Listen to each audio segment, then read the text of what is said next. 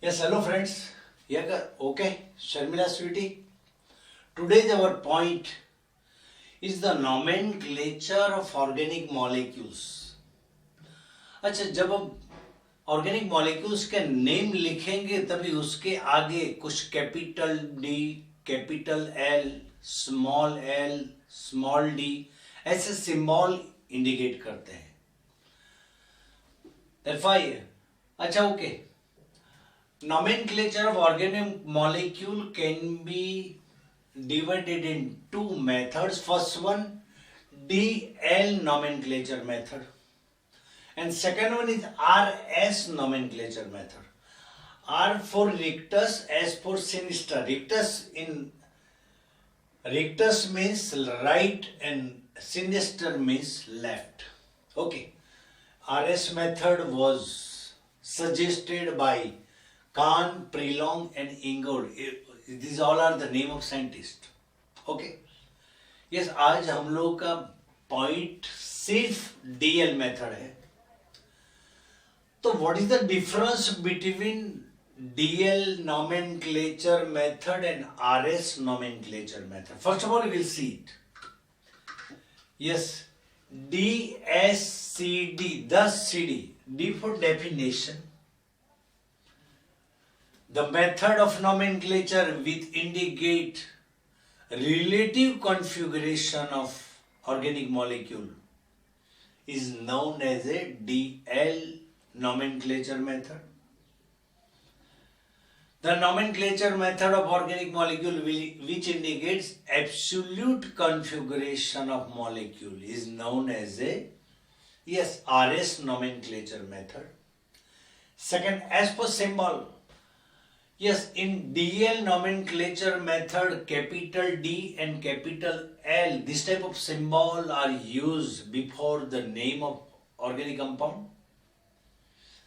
Whereas in RS method, small d, small l, R and S, this type of symbols are indicated before the name of organic molecule.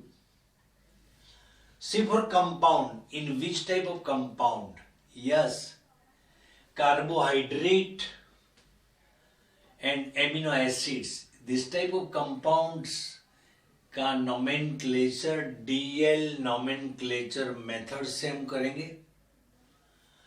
And the compound, organic compound having chiral carbon. Otherwise you can say chiral compounds का nomenclature can be done by RS nomenclature method. And decide. Yes, in DL method, D whether molecule possess D conformation या L conformation is decided by theoretically. In RS method, yes, it may be decided by practically. By using the polarimeter tube, we can decide whether organic molecule is dextrorotatory or levorotatory. Now you see, in DL method,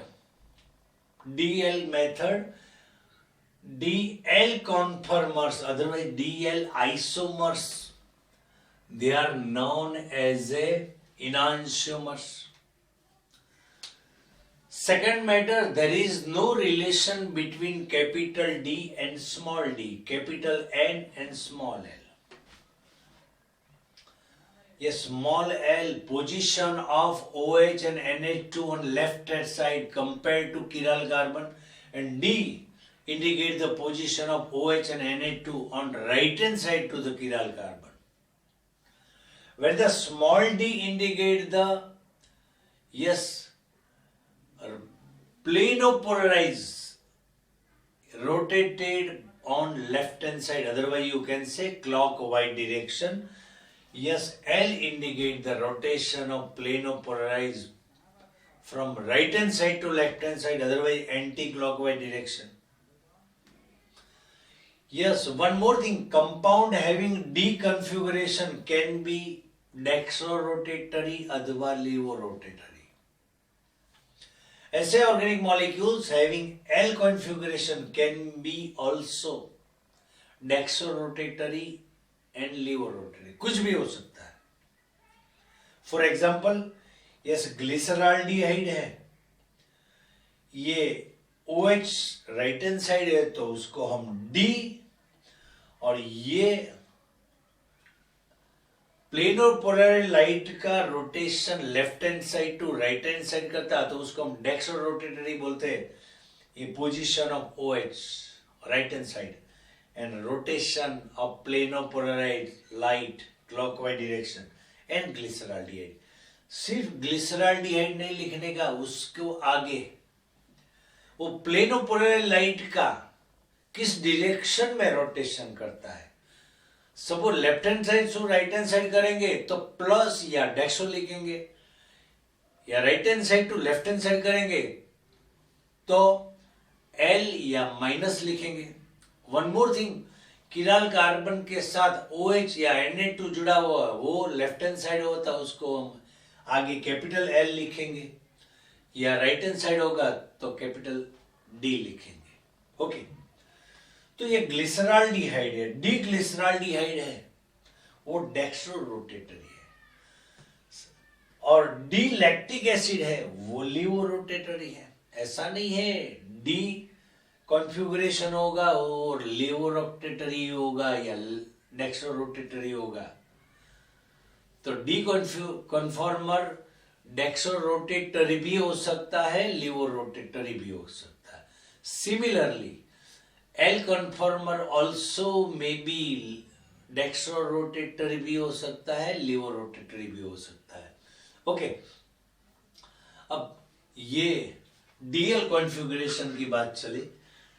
Yes, as per carbon possess 4 tetravalency property, and all the 4 valencies are oriented in 3-dimensional space in a tetrahedral shape. And this is X may be equal to OH or Na2. So this is the molecule having 3-dimensional set. ये this is glyceraldehyde, this is alanine, or this is lactic acid. So in Fisher projection method we already completed to convert the 3-dimensional molecule into 2-dimensional molecule. तो उसको ये 2-dimensional में convert कर दिया, ये 2-dimensional में convert कर दिया, ये 2-dimensional में कन्वर्ट कर दिया. अच्छा, हर एक में इसमें X लेफ्ट हैंड साइड है तो S L कॉन्फॉर्मर का बोलेंगे, यहाँ OH लेफ्ट हैंड साइड है, या NH2 लेफ्ट हैंड साइड है, या OH लेफ्ट हैंड साइड है तो कैपिटल L ग्लिसराल्डिहाइड बोलेंगे, यहाँ कैपिटल L एलेनिन बोलेंगे, यहाँ कैपिटल L लैक्टिक एसिड बोलेंगे. एक कन्फॉर्मर है, एक टाइप का आइसोमर है. सेकंड आइसोमर, इनके बारे में number of isomer is equal to 2 raised to n. 2 raised to n means 2 raised to 1 is equal to 2. ये 2 आइसोमर मिलेंगे. तो एक आइसोमर तो हर एक का एक मिल गया, दूसरा कहाँ लेने के लिए जाएंगे? तो सिंपल है, सामने मिरर रख दो. तो यहाँ रिफ्लेक्शन, यहाँ OH राइट हैंड साइड है, यहाँ Na2 राइट हैंड साइड है, यहाँ OH राइट हैंड साइड है. तो ये ग्लिसराल्डिहाइड है having OH group on right hand side, that's why it is symbolized by D-glyceraldehyde. या Na2 right hand side है तो D-alanine, या OH right hand side है तो D-lactic acid. अब समझो, कुछ नहीं है, DL मेथड में किराल कार्बन के साथ जुड़ने वाला OH या NH2 यदि लेफ्ट हैंड साइड है तो उसको हम L कॉन्फ़िगरेशन बोलेंगे, L आइसोमर बोलेंगे.